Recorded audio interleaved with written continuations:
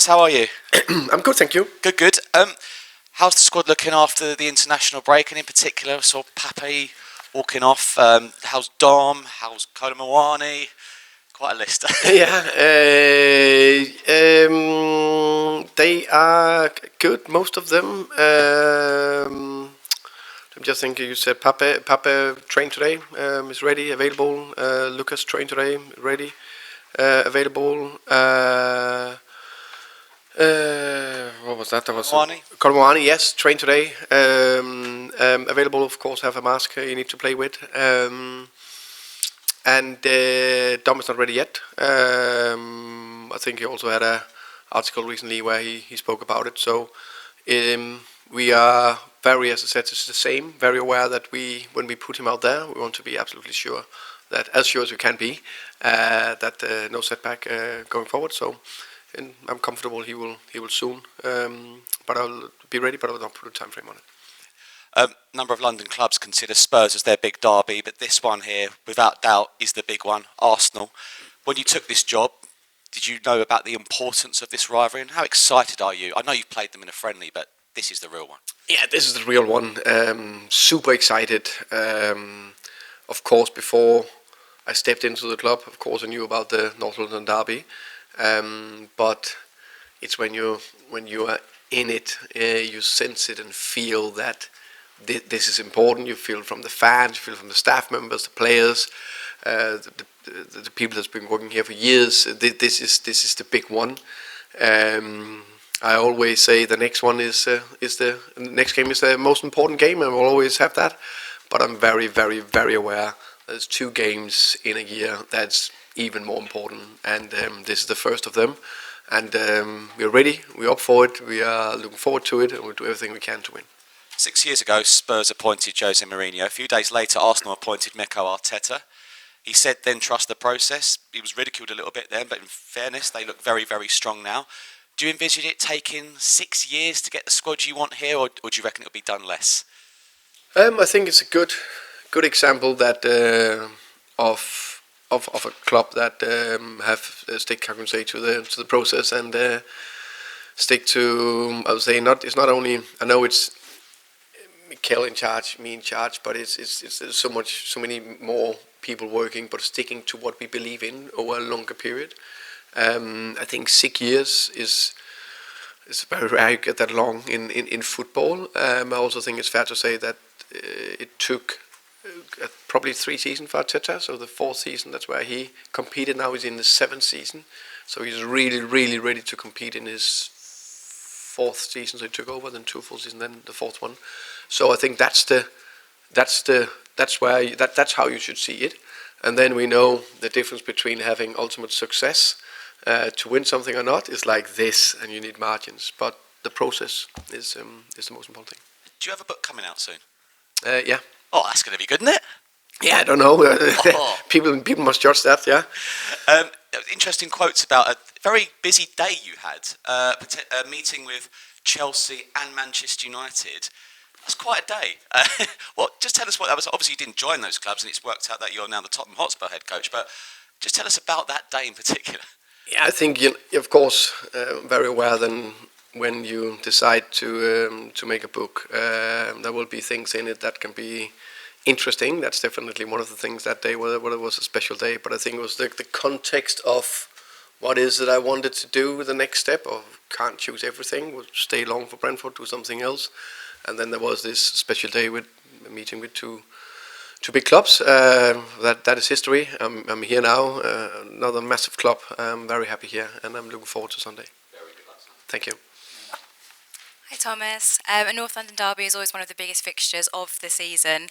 Spurs currently have a 100% away record, but have only won once at the Emirates in the Premier League, and that was 15 years ago. How do you balance the confidence of the recent form with the reality of that history? I think I definitely look more into our, how can you say, away performance form, away form. Very confident in the team going into the game on Sunday. Big respect on against a good team. Currently can't run away from that. Even that we don't like it. But Arsenal are top of the table, quite a distance. They've been good for a few years, but we need to do everything we can to turn that around. And it's one game on Sunday, one game where I'm convinced that we will compete a lot, and I will do everything we can to beat them. You mentioned Arsenal at the top of the table and stopping their set-piece threat, which is something many teams have struggled with this season. They currently hold the record for the highest goals scored from set-pieces so far this season. How does that challenge motivate you? That's a big challenge. I think we hold the record of the fewest goals conceded from set pieces, so that's not a bad stat either. But there's no doubt that one of the battles we need to win in this game to win the game is a set piece battle. So can we win that battle? Then we're halfway there. Because they are strong, we are strong, and that will be a battle in itself. And then there's a lot of other battles: the high pressure, the defending, the building up, and all that. But the set pieces will be a battle. And Arsenal's defence as well is also super strong. What's the key to creating chances against a defence that's been so hard to open up? Yeah, they've been good. Of course, we trust that we can score goals there. I think it's also fair to say on the road we've been quite good to do that. I think the more we can make them a little bit disorganized, which would be a challenge, the better. And that's what we'll try to do. Ali. Hi there, Thomas. Just want to ask you about a trio of defenders. So Radu played 45 minutes in the under-21s friendly, but also Ben Davies and Kota Takai. Just where are they all at in their fitness levels? Yeah, Radu, very happy. He is probably been that for a couple of weeks now. Full training, full in, everything. With the team, played his first 45 minutes in 9 months, something like that. Wednesday, I think it was, last Wednesday. Very happy with that. Trained fully today. He's definitely getting very close to be able to be selected. Now it's just a matter of performance and probably just a few more game minutes to be fully available. Kota and Ben both trained with the team today, so it was the first time. So that's also positive.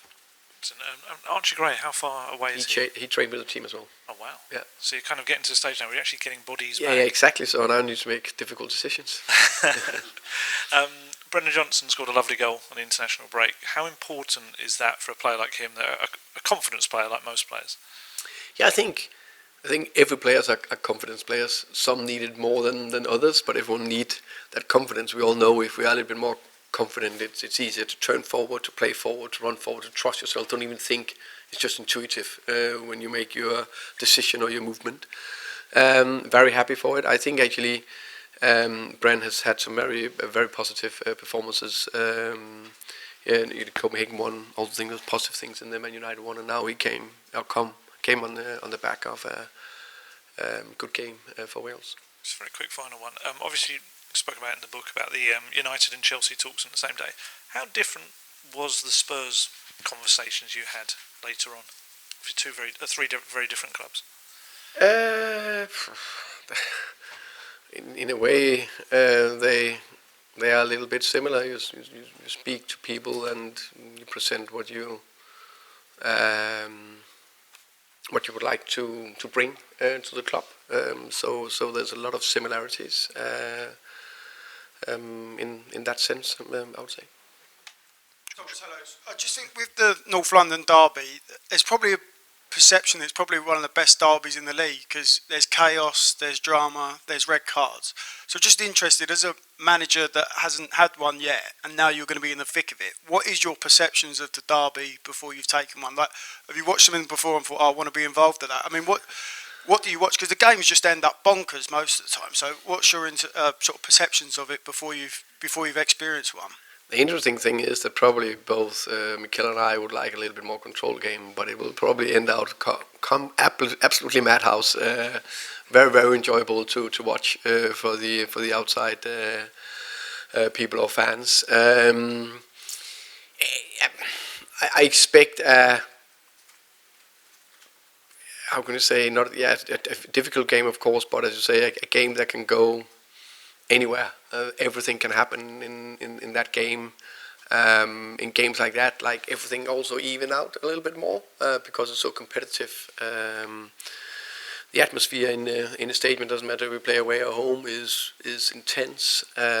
So we are just really looking forward to it. I know we'll be ready and we're looking forward to it.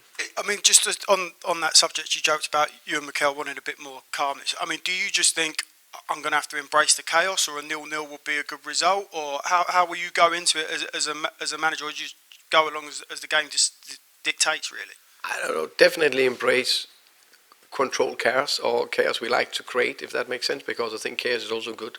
It can also be too structured, too fixed, stop, start.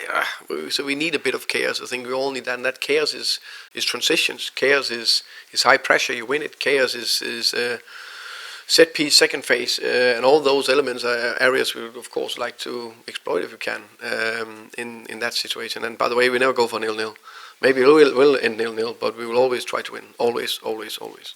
You mentioned set pieces. These are the two best teams in the league with set pieces. You've set piece coach you've known for a long time, Andreas. Arsenal have got Nick Jover, who you work with at Brentford. Just what makes them two stand out as probably the best set piece coaches in the league because of how they are in the table? Oh, that's very simple. I educated both of them in Brentford. But they were both in Brentford. So I worked with Nicolas for maybe almost 3 years, I think. Very good guy, good coach. Same with Andreas. Worked with him. Also in Brentford, and now again here. And I think maybe some of it is actually the bit we did in Brentford, where we really laser focused on it and really used a lot of time, made both of them to excel to a high level. Thank you. You're welcome. Finish with George at the back, please. Hi Thomas, you gave an update on a lot of players. I think you missed Mohamed Kudus, or maybe you did. Is he available? He trained today as well, so that was good. Thank you. So there was a lot of players being out, so I need a little bit of help from my friends. So thank you. No worries. In terms of kind of, I guess, you know, your previous games against Arsenal at Brentford, not the best comparison maybe. You played three at the back quite a lot of times. What is it about that formation against Arsenal in particular that you liked in those games, and obviously did get you some success as well? Yeah, I think back then was, as I said, it was a little bit different. What I did in the first 3 years in the Premier League with Brentford was more or less as a go-to. I played a 3-5-2 against the top 6 teams, but I actually changed that the last year to play more 4-2-3-1 like we do now. So there's not, it's not especially against Arsenal, it was against Liverpool, City and Tottenham. And in terms of kind of speaking to people this week, someone that knows Arsenal very well, Vinai, have you kind of sat down with him, sort of taken any nuggets from him that can maybe be of use on Sunday, or not really? No, not really. I have the biggest respect for Vinai. I think he's a top CEO in many ways, and of course when you are CEO in a football club, we're also speaking about football stuff, but Vinai is a clever guy, so you also know when not to speak about football or when to speak about football, and I think this is one of the moments. And just finally from it obviously took Mikel a lot of time, you know, to get to this point now where Arsenal feel a real formidable force. It felt like in those early years he was almost as much trying to get results, also trying to make the squad his own, and he obviously has got rid of a lot of players. It's very early days in your tenure, but do you already kind of sense in your current squad now there is certain players that probably aren't going to be here in the long run and here for the ride, and you do need to move them on? I think it's natural. If I'm here in 6 years' time, it will be a completely different squad. Just natural. Some will be sold, some will develop to get high, whatever. Some will maybe not develop as much as we want to. So I think that's a natural thing. It's not like I've put my I take my decision on him and him need to leave now. But of course during the spring, of course we'll look into that, which is natural in terms of developing a squad. Okay, we'll end the broadcast section there.